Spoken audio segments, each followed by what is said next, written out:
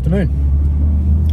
So, Friday afternoon, good old Friday, end of the week. How about these fuel prices? But unfortunately, if you're like me, you've got no choice. Got to pump the fuel, got to get to work. Anyway, so I'm just on the way to the back of Hinds Dam, to a location where people may remember a little while ago, it was on the Facebook page actually, not the YouTube channel, but a little while ago I come into a creek section and found a heap of footprints in the mud, lots and lots, various sizes, all still around the 9 to 11 inch size. Very interesting situation anyway. And as I was taking note of these footprints, I did hear some movement up on the embankment behind me. So today I'm just going to head back there, check out the area. Sorry about the shake, the road's a little bit rough. Just pretend you're in the car with me. But yeah, just going to go back to this area, check out this creek bed, see if there's still some ongoing activity. And I plan to then also get up on that ridgeline above it and see what we can potentially find up there. It is an active area, and I do know that the area above it is an active area as well. You can see the colours here, so holographic window tint. So those that don't know, I've got my own mobile window tinting business, so this is a bit of a specialty thing that I can and have done for various vehicles. The sun hits it, lights up, as you can see. But yeah, so I'm going to check out this area, see what we can find. It is 1:30 in the afternoon, Friday afternoon, as I said. So with any luck, we'll just go for a bit of a scout. It is a bit windy today, so that actually might be on our side. So it might hopefully dampen the noise of my footsteps a bit. But the only problem is I'll potentially be upwind.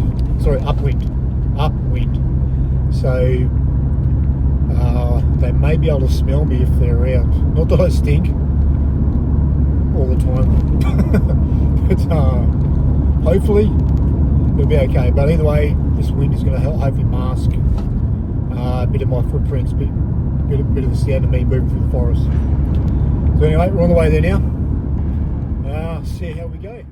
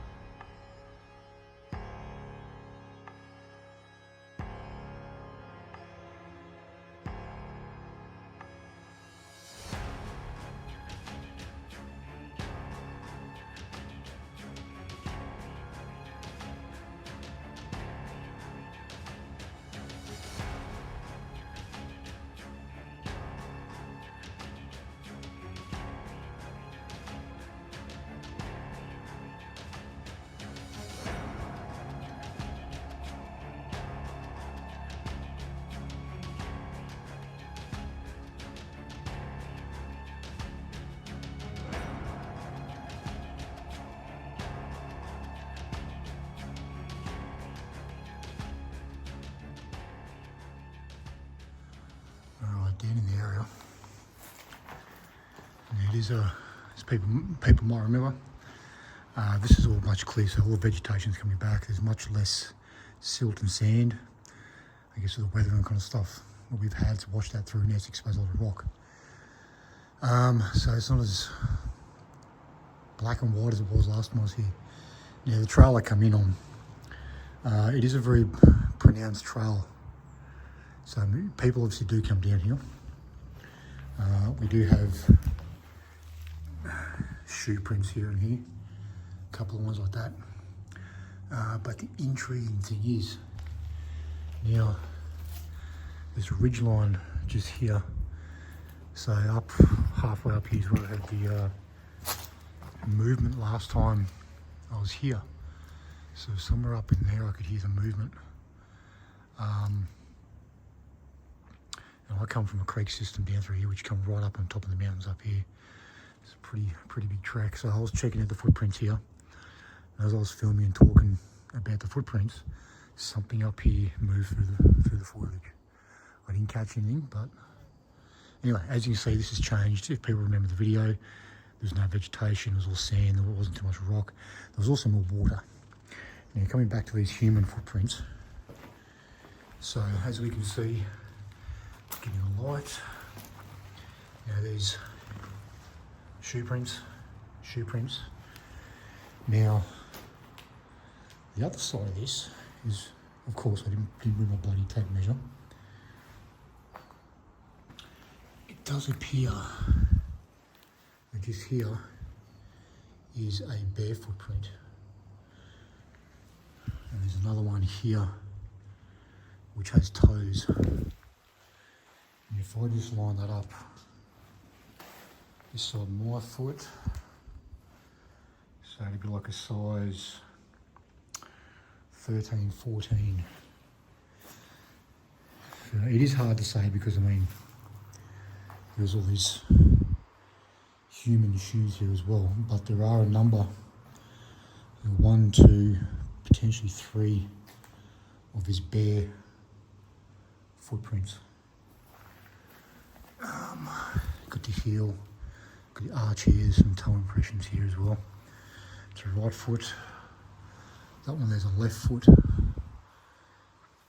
This one here, a bit hard to tell, it looks like it's washed out a bit. Now, I could go through, but that's quite rocky, so I don't think we're going to find too much down there. It's a bit of a shame because last time I was here, as people may remember, there's heaps of footprints, bare footprints, no shoe prints, ranging in various sizes. So it's a bit of a shame that all this vegetation's come up, all the silt and sand's washed away. It was like this. You can see all this here. That sandy, well, that was all through here. And that was all where the footprints were. Either way, we'll have a look. I might get lucky and find something else. It does remind me of Mount Lindsay. So many years ago, Mount Lindsay, on the border of Queensland and New South Wales, I come across a heap of footprints. It was like a dance party, basically, from like 6 inches up to 18, 19 inches. And I followed this trackway around through the forest, around the corner, and I was onto it. I was tracking them, going through, and there was one that was, I think it was like a 19 inch, and I was filming that, talking about that, and same as this situation, there's something move off over here, and turn around, oh, what was that? Oh, whatever, keep going, and we come back at night time, and all the footprints were gone, all scrubbed. And there was, if people may remember, I've spoken about this a number of times, they'd snapped off branches from surrounding trees, jammed them in the ground to make it look like they were naturally growing foliage. But I was there during the day and they were not there. And you could grab them, pull them out, just like the sticks we find on the ground. These branches with leaves and everything was jammed in the ground. All the trackways, all the footprints are gone. So I wonder if there's a similar situation the day that I found all these, there must have been 20 to 30 footprints here. And I think someone up here noticed me noticing the footprints. And same situation as Mount Lindsay, where they've come through and scrubbed them, told the kids. Now, I believe that last time I was here was potentially juvenile Dooligal, or the young kids playing around in the creek, as in Dooligal kids playing around in the creek. So one of an older brother, sister, parent, grandparent, whatever, has said, "Oi, one of these silly Homo sapiens has found your footprints. You need to be more careful," which I reckon is what happened out of Mount Lindsay. So one of the same situation has happened here. It makes the mind think, doesn't it?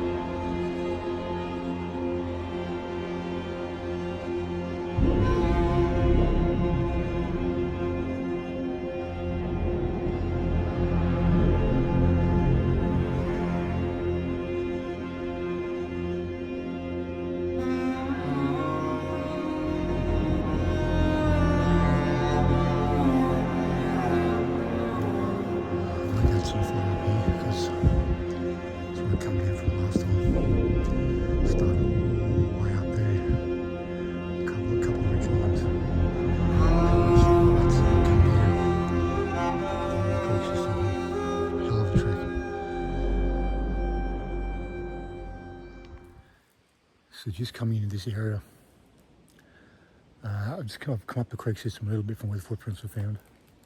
I won't go too much further because I know where it goes, and it's a massive trek back up the mountain. I mean, I come down from way up here, down one ridge line, across the top of the plateau, down the creek system, ridge line, creek system, ridge line, creek system, back up another ridge line, and I was coming down over here. Now, it just reminded me of, so wind's picking up. So wind obviously masks my sound, but if they're in the area, it's going to mask their sound as well. And again, with the wind, you can't tell what's what. Some strange noises going on, but you have to put it down the wind. Anyway, so when I was coming down from this high section toward this creek area here, which is a feeder creek into Hinge Dam, I was coming down this lower section, and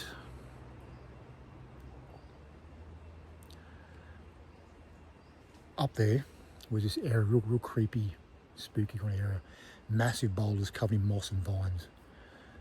It's a bit of a mission to climb over, actually. Quite heavy terrain, different type of terrain though. And I come into that section, and I just got this overwhelming fear of dread. Not dread, that's the wrong word. It wasn't dread, just fear of, am I going to get stuck? What's going to happen? Where am I going to go? What if I have to stay here the night?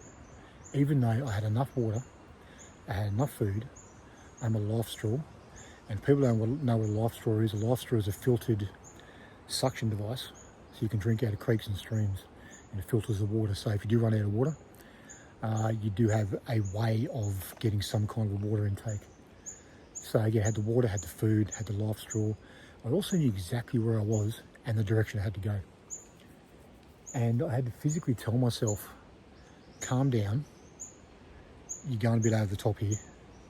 There's no need for this.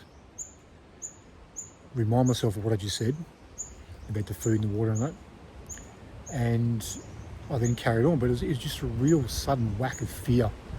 Oh, I'm stuck, I'm lost, and what do I do? Like, I do this all the time. Like, many times I go out, I film 5% of that. I do go out a lot. Lately I haven't been, but that's going to change back into this year. I do go out a lot, and I don't film bugger all of it. I might take notes with my phone with photo and video of certain things.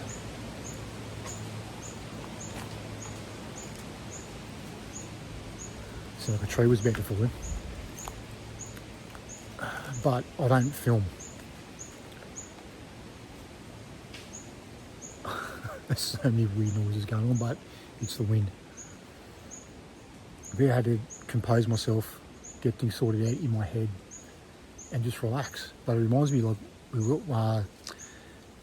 Cade's podcast, believe, go on and just went cranking across over there. Cade's podcast, Believe Paranormal and UFO, season 1, episode 13. My first ever podcast I was on. Shout out to the big dog Cade. Got hit with infrasound out of Mount Lindsay on the border there. And I wonder if this was the same thing. Just because it came out of nowhere. It was only very short. I composed myself and on I went. And when I left, I started walking a couple of metres, stepped off a ledge, and there's an X marker right on the ground right there, sorry. So hey, that's one for the question mark books anyway. But anyway, I'm going to keep going. So we're in the creek system now. Behind you is the ridge line I want to go check out. So I'm going to head over that way, which is my right, your left. I'm going to head over that way and just start zigzagging up this ridge line and get up top and see what I can find up there. Because again, that's where I had the movement last time when I found all the footprints over there. Let's see how we go.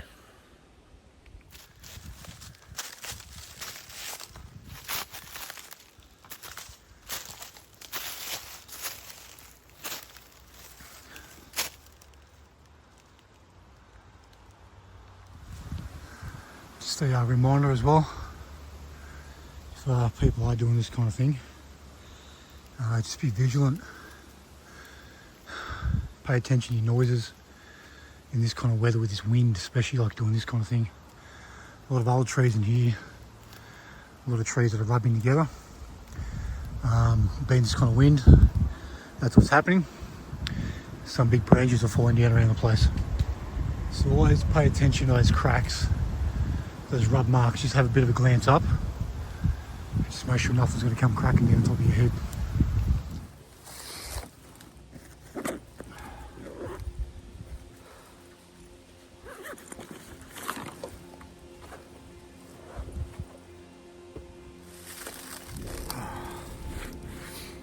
So unfortunately, nothing to report. I really thought I'd see tree breaks or X markers or something, some kind of a sign up here, but that doesn't necessarily mean there is nothing up here. I just haven't found it yet. I'm now trying to decide whether to go back down into the creek system come up from, or because now I'm back on top of this ridge, or do I go into the next creek system and then back down to the road and walk back to the van. But either way, put down in the comments left or right. I'm not going to see the comments. There's no reception up here. I will say though, this is why I'm pushing to go for more the on-site interview style. Because while this is great fun, I'm out here burning calories for you guys. It's a shame I can't burn these calories and you benefit from it as well. But unfortunately, this is the wind, listen to the trees moving. Actually, that camera doesn't fall off.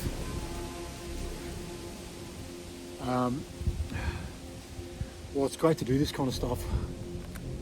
Unless you're always finding something, I feel you as the viewer are missing out. Because I mean, for me, I love doing this. I love coming out, exploring, going where I haven't been before. So for me, that's where I get my enjoyment. But for you, the viewer, waiting for something. Well, it's great to come across footprints, that kind of stuff. You're almost going to find it every time. Unfortunately, you just don't. So again, that's why I'm sort of pushing toward the on-site witness location interviews. So the Numbinbar witness that people may know about, that I've spoken about a bunch of times, I was back in contact with him this week, so he's just trying to line it up with his family at the moment. His uncle still lives on the property, so he's got to just line it up now. So I have to flick him another message. And see where we're up to. The other witness that people know about, where the deer hunter. So I'll give him a yell, see if he's keen to have a chat. He doesn't have to be on camera. Unless he wants to. If he wants to, that's fine. Otherwise, we can sit behind the camera and talk about it, just to get his perspective on how his life is and how it's changed, and where he feels and where he stands now after knowing what's going on and his experiences, and where this may lead him from here on out.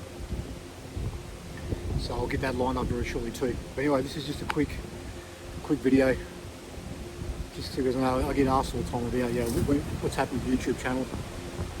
I think it must be 6 months since I've done it, and that basically comes down to life.